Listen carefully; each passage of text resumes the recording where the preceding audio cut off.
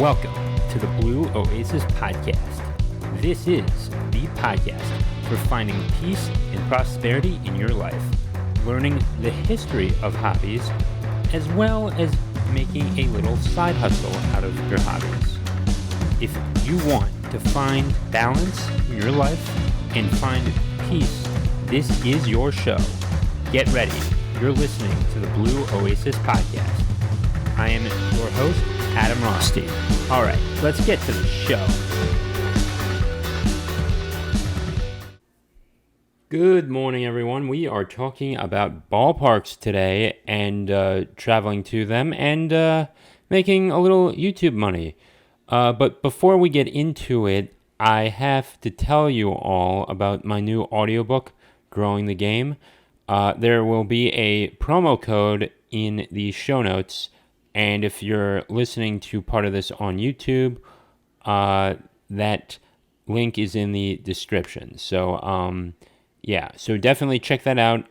Get your first 30 days free when you use that promo link for signing up on audible.com. So, definitely, once again, if you want a free trial to audible.com, please use that promo code and the link. And get your first 30 days free. And listen to my audiobook while you're at it. All right, let's get into the show.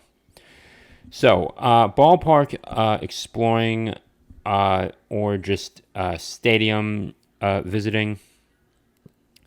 It's a really cool hobby, actually. When I was 11 years old, I got to go to Fenway Park. Also, when I was like 12 years old, I went to the second Yankee Stadium. The original Yankee Stadium wasn't the original Yankee Stadium was demolished way before I was born, and then we had the new one, the third stadium. I have not been to the newest one yet. I actually did go to Shea once before, and that was a really fun experience. David Wright and Mike Piazza were still playing back then, so that tells you how long ago it was. I mean, it was well over a decade ago, but it was a fun time. Seeing the stadiums, Fenway Park, it's almost like going to a museum, except you are also watching a baseball game or hockey game or football, whatever.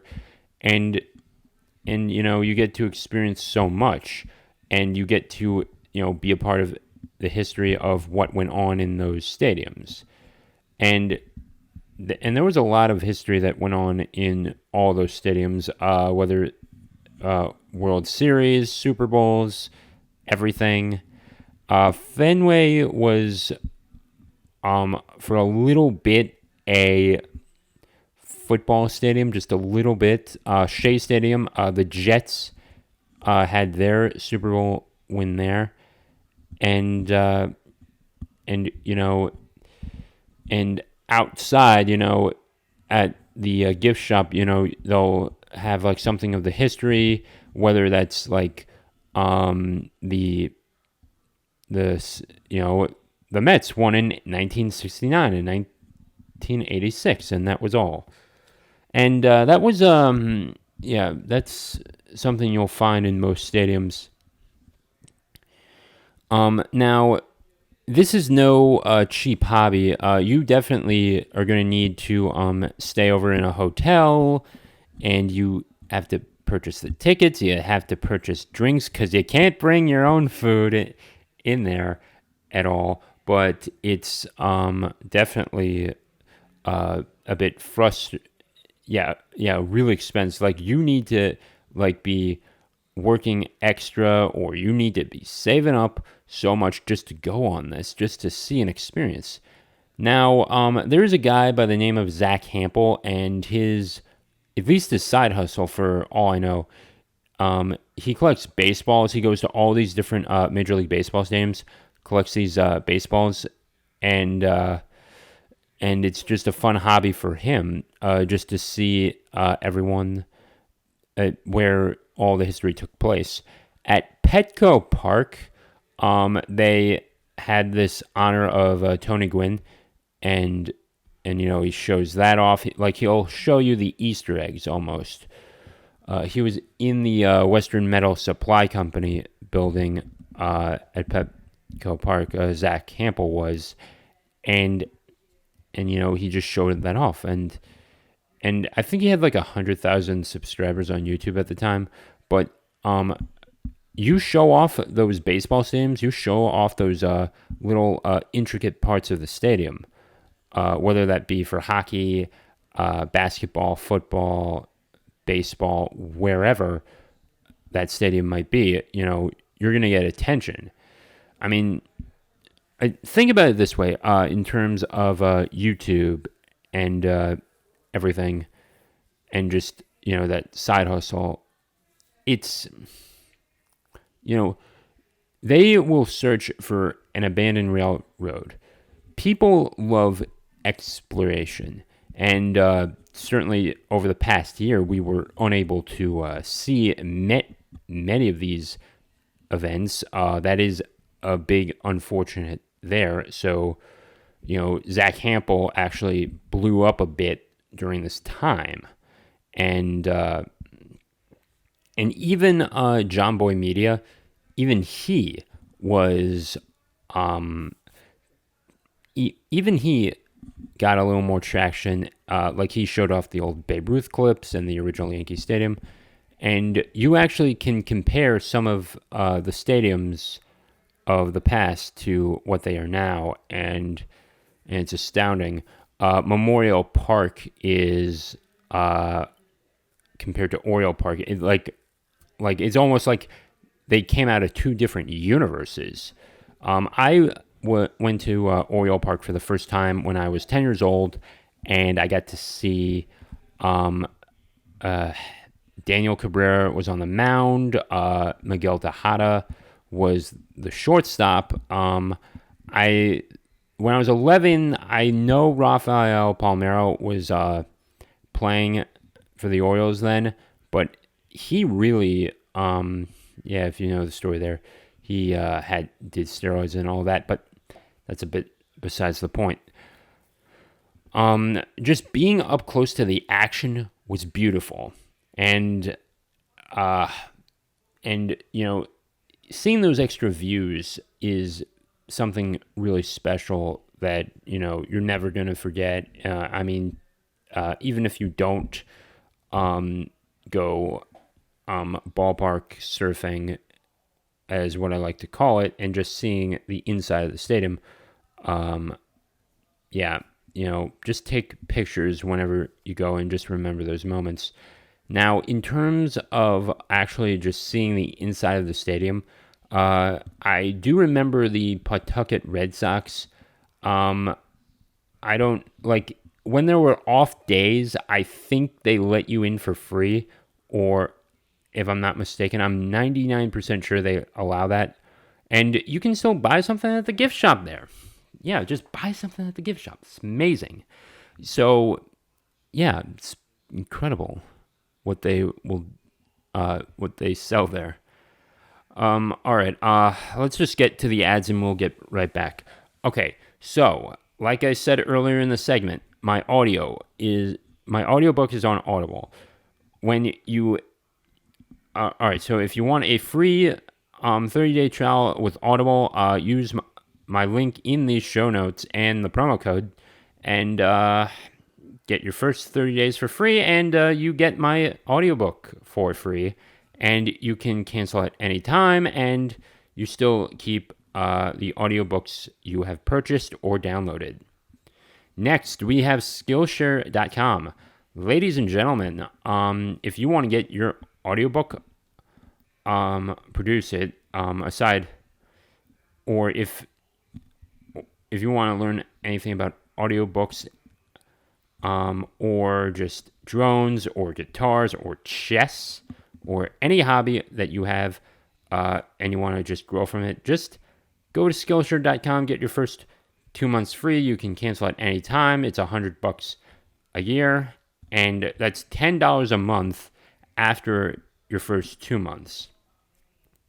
So go on and sign up. That's literally all you have to do for that is like skip one lunch every month. That's insane.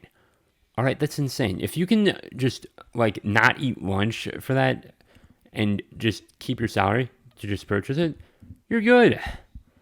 And if you need more, an extra $100, go get that extra $100. There's no excuse not to have this. Sign up for Skillshare.com and get your first 2 months for free.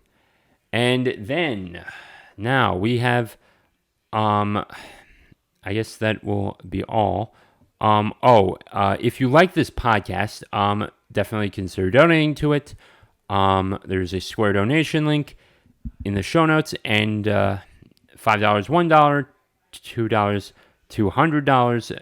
It all goes a long way, and I can purchase equipment and pay the show note fees. The podcasting fees, the hosting fees, and put out this great content for you all. So sign up for Audible, sign up for Skillshare, and consider a donation to this podcast. Thank you. Whew, yeah, got that done. All right, so we've got in terms of just, going out to minor league parks or professional parks, you can actually see where some of, and explore the ballpark. I mean, that is beautiful. And I wasn't in the clubhouse of the Pawtucket Red Sox, and they play in, Pawtucket, Rhode Island, and, they get to, and it was a pretty cool stadium. One of the only other minor league parks I went to, so there was that. I went to the Frederick Keys, and then I went to First Data Field. Now that's called Clover Park. But yeah, you compare that to a Major League Baseball stadium, it's not even close. I mean, it's almost like college in a sense, like a college baseball park. It's not even the same. Okay, there's that. Now, if you ever just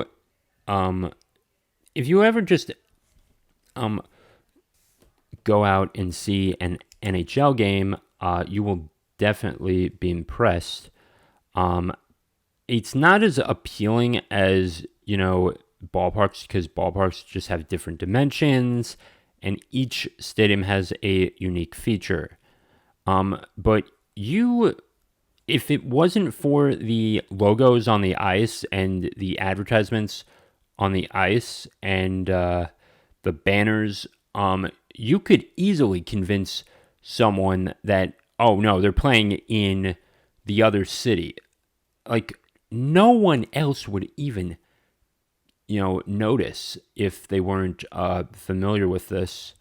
There are just very few noticeable things on certain things when it comes to hockey or basketball. Like, it's the same dimensions, and the same thing goes for football as well. So it can be difficult to tell. And now, if you do really want to just go explore the countryside, baseball is a great sport to look at. And I would say start off with the minor league parks if you want to just go and just see the countryside, and post some content to YouTube or and your website, and share it with your friends. Just let them know what you're up to, and get some views up there, get some subscribers, and maybe you'll make some dough. So get some dough on that. Now, in all 50 states, every single stadium has a minor league team. What I think the only exception might be Alaska, and maybe you could. I think Alaska might be the only exception to this, and I'm actually gonna do a quick Google search here. Geez, this is why I this is why I make mistakes, people. But we're gonna go to Google and just search Alaska minor league baseball team. So also minor league baseball. The Alaska Baseball League is an amateur collegiate summer players in the league must have attended 1 year. Okay, that's not what I was looking for. There's the pretty much ABL, Anchorage Glacier Pilots. I think, I'm not seeing this in terms of like single A baseball, but we'll just pass on that for now. Anyway, we've got the, if you live in the mainland of the United States, you're not in Alaska or Hawaii. You are in even something as small a state as Rhode Island. You've got, you can go to the game, and I'm actually going to go to the Port St. Lucie Mets game the following weekend from this recording, and it was like $12 a ticket. It's ridiculous how cheap it is. And certainly there are major league parks that will not let you sit as close to the baseline as that. So if you really just want to have a cheap date, not have to worry about the prices, go to a minor league baseball game, and just it's cheap, it's fun. I mean, sometimes they have these little nitro race cars or something, like something silly like that. And it's fun. It's more of a family fun experience, though, but if that's just what you're looking for, it's great. And now, yeah, we talked about the hobby. We talked about the history of this sort of stuff. I guess I'll go into minor league baseball a bit more. Now, even though single A is more prominent, the most prominent league of all the other leagues, there are more teams in single A, and then you've got double A and triple A, and they behave more like, and once you get up the ranks, it starts behaving more like a major league game, and yeah. Now, the Nashville Sounds are the triple A affiliate to the Brewers. There's that. And I don't know if the price is the same as single A, but I've only ever been to single A minor league baseball games, and that was pretty much it with that. Now, the Nashville Sounds, their stadium may become a major league park, and you're certainly going to look at that with Vegas as well. So in terms of major league baseball stadiums coming about, new stadiums, there is potential for expansion, as well as some teams moving around. The Rays may move to Nashville. The A's may move to Vegas or Nashville. You've got potential in Buffalo, I think, and Portland. I don't know the rules in regards to Montreal and Vancouver. I don't know what they're going to be doing there. Omaha, Nebraska might become the next big city, but Oakland's going to go the way of the dinosaur. The A's are moving out, so that is a bit of a tragedy for the city of Oakland. And I'll actually go into a little more of the history. of minor league baseball. San Diego was initially a AAA city, not an official MLB city, but as the city grew to some of the more popular, as more of a popular California city. Certainly, when you compare it to Oakland, there was definitely more. It definitely became more appealing. It was nice. It was cool. The temperature was never too hot, never too cold. It worked to be a baseball city, and it was impressive. I'll tell you that much. When they did make the jump to the big leagues in '69. So yeah, that's the thing. People move across the country. Cities grow, cities come and go. Philadelphia once had 2 MLB teams. So did St. Louis. So did Boston. So did a lot of cities. You've got Milwaukee. You've got you got all these cities, right? I mean, the only thing right now that could really, I think expansion's coming is what I'm trying to say. There's going to be 2 new cities that come about, but I can honestly tell you that they want to leave Oakland. Legitimately, the A's want to leave Oakland. Their stadium is a dump, and that's the thing. If you want your team to stay, if you don't want to see your team go, be a part of the action. And baseball is definitely a great hobby to get into, whether you're just doing stadium travel across the country or something else in terms of just going to the games and just trading cards. Baseball is one sport that is, integrated into so much of our pop culture, our hobbies, our lifestyle.